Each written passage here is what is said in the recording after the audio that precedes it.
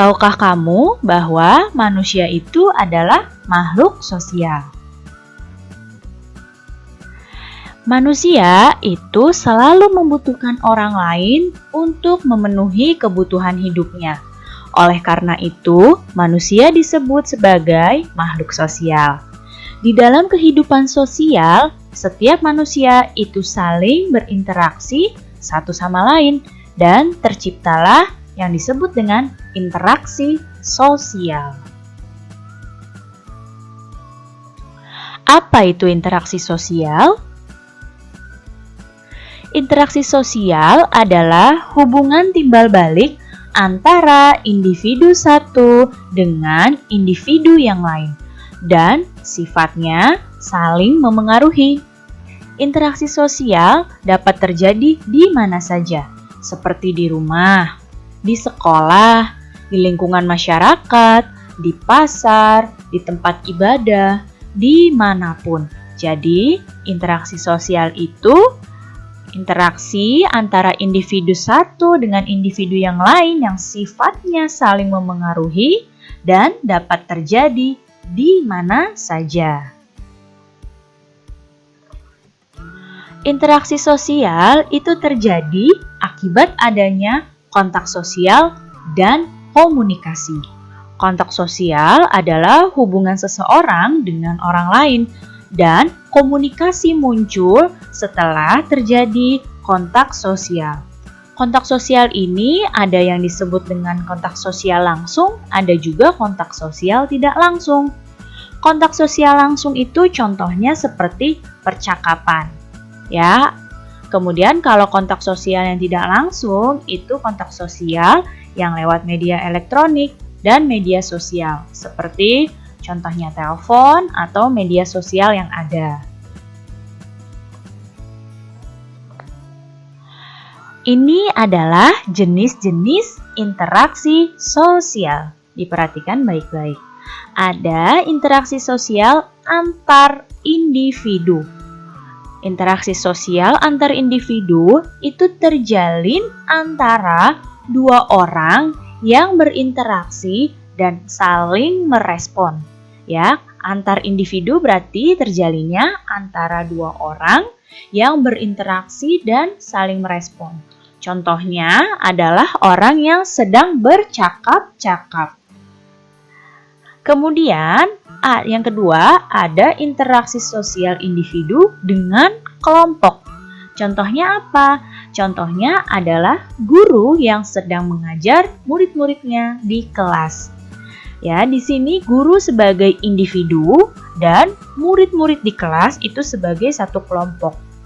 Jadi, interaksi sosial individu dengan kelompok contohnya guru yang sedang mengajar murid-muridnya di kelas.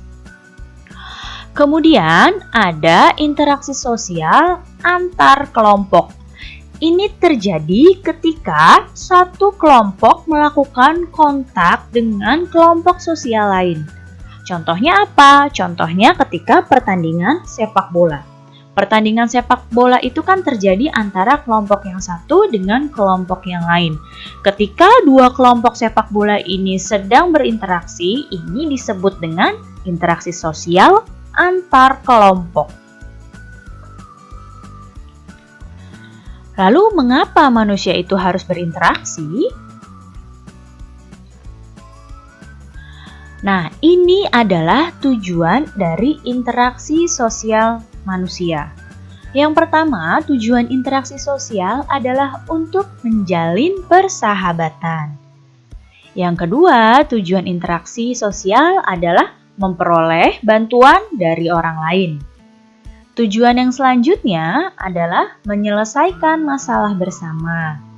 Kemudian, tujuan yang selanjutnya melaksanakan kerjasama yang saling menguntungkan dan juga tujuannya untuk merundingkan suatu masalah yang timbul.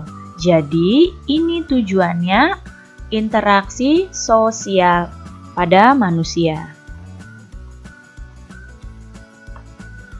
Manusia itu tidak hanya berinteraksi dengan sesama manusia, tapi juga dengan lingkungan sekitarnya. Interaksi antara manusia dengan lingkungan sekitarnya itu disebut dengan interaksi dengan lingkungan hidup.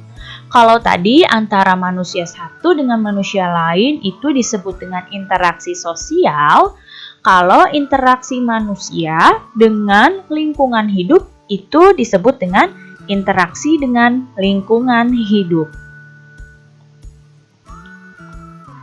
Nah, contohnya di sini, nelayan berinteraksi dengan lingkungan saat melaut.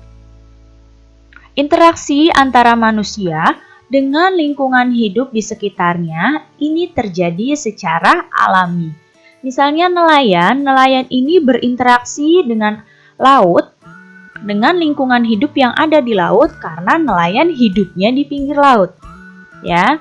Ini terjadi secara alami karena nelayan butuh sesuatu untuk dimakan, akhirnya nelayan ke laut untuk mencari ikan. Begitu pula dengan petani. Kalau petani berinteraksi dengan lingkungan hidupnya yaitu sawah. Ya.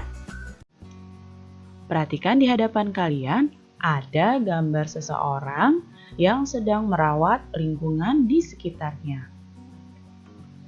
Manusia itu selalu melakukan interaksi dengan lingkungan alam. Sejak dahulu kala, manusia terus belajar untuk memanfaatkan alam. Dengan kemampuan yang dimiliki, manusia mampu mengubah bahan dari alam untuk berbagai kebutuhan hidup. Kemampuan manusia mengelola alam menunjukkan bahwa manusia dapat memengaruhi alam.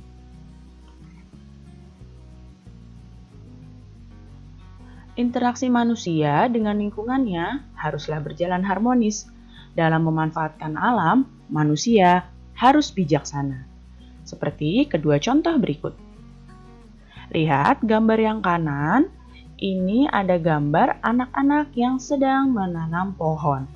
Mereka menanam pohon agar lingkungannya tetap hijau dan asri. Kemudian, yang sebelah kiri ada gambar keluarga yang sedang memanfaatkan alam dengan cara bertani dan beternak. Nah, kegiatan pada gambar ini merupakan pemanfaatan alam yang bijaksana.